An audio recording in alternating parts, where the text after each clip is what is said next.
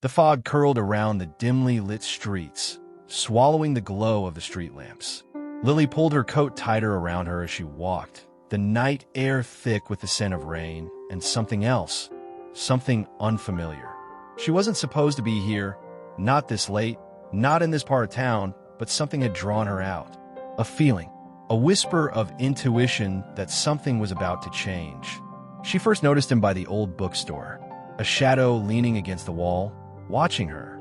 He wasn't just some passerby lost in thought. He was watching. She could feel it, like a weight pressing against her skin. Her breath caught for a second, her steps faltering. He stood in the glow of a flickering neon sign, the light casting sharp shadows across his face. Dark eyes, strong jaw, dangerous presence. Something in her told her to turn around, to walk away, but instead, she did the opposite. "Do I know you?" she asked, her voice steady despite the tremor inside her. He hesitated. Then, after a long moment, he said, "Not yet." The words sent a shiver down her spine. He turned and disappeared into the night before she could say anything else. She stood there for a moment, staring after him, her heart hammering in her chest.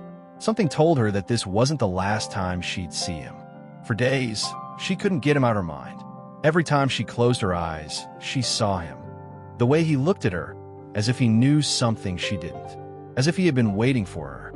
Then, one night, she saw him again. This time, he wasn't standing in the shadows. He was right in front of her. "You shouldn't be out alone," he said. "Neither should you," she countered. His lips curled into something that wasn't quite a smile. "Fair enough. Who are you?" she asked. He hesitated, as if weighing whether to tell her the truth. "Damien," he finally said. It wasn't much, but it was a start. Days passed, and their encounters became more frequent.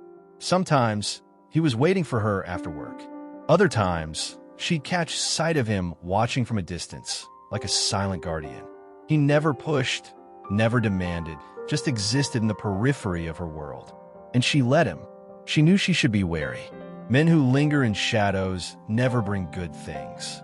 But there was something about him, something raw and broken beneath the surface, something that called to her. One night, as they walked side by side through the empty streets, he finally spoke the words that changed everything. "You're in danger, Lily." She stopped walking. "What?" "They're looking for you." "Who?" "The people I work against." She stared at him. "What does that even mean?" A muscle in his jaw tightened. "I can't explain everything yet, but you have to trust me." "Why should I?" "Because if you don't, you'll be dead before the week is over." The world tilted for a moment. She wanted to believe he was being dramatic, but something in his eyes told her he wasn't. She ran a hand through her hair, exhaling sharply. "I don't understand." "You don't have to," he said. "Just listen to me. Stay close to me. Don't trust anyone else." She should have walked away then. Should have told him he was insane. But deep down, she already knew her life wasn't normal. Not anymore. The following nights were a blur of close calls and whispered warnings. Men in dark suits watching from across the street. A strange car parked outside her apartment for hours. A feeling of being followed that never quite faded. And through it all, Damien never left her side. The first time she saw him fight, she realized just how much danger she was truly in. They had been walking through the alley behind her building when the men appeared. 3 of them, moving with quiet precision. They hadn't expected Damien to be ready. In seconds, it was chaos. Fists colliding, grunts of pain. Damien moving like a force of nature, taking them down one by one with swift, brutal efficiency. Then silence. She stood there, her breath coming in sharp gasps, staring at him. He was bleeding, a cut just above his brow, but he barely seemed to notice. "Still think I'm being dramatic?" he asked, wiping the blood from his knuckles. She swallowed hard. "No." That night, she let him into her apartment for the first time. She cleaned his wounds in silence, her fingers brushing against his skin. He watched her, his gaze unreadable. There was something heavy in the air between them, something unspoken. "You don't have to do this," she murmured. "I do," he said. "I made a promise." "To who?" He hesitated. Then, in a voice barely above a whisper, he said, "Your father." The words hit her like a punch to the stomach. "My father is dead." "I know." The room spun. She pulled away from him, shaking her head. "No, you're lying." "I wish I were," Damien said. "But your father wasn't who you thought he was, Lily.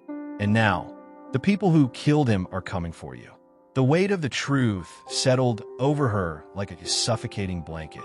She had spent years believing her father's death was an accident.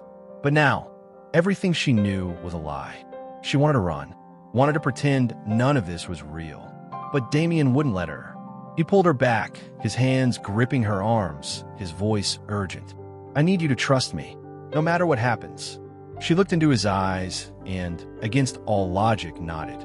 Days turned into nights, and their world became one of shadows and whispers. They ran, hid, fought for survival. And somewhere in the chaos, in the danger, in the uncertainty, she fell for him.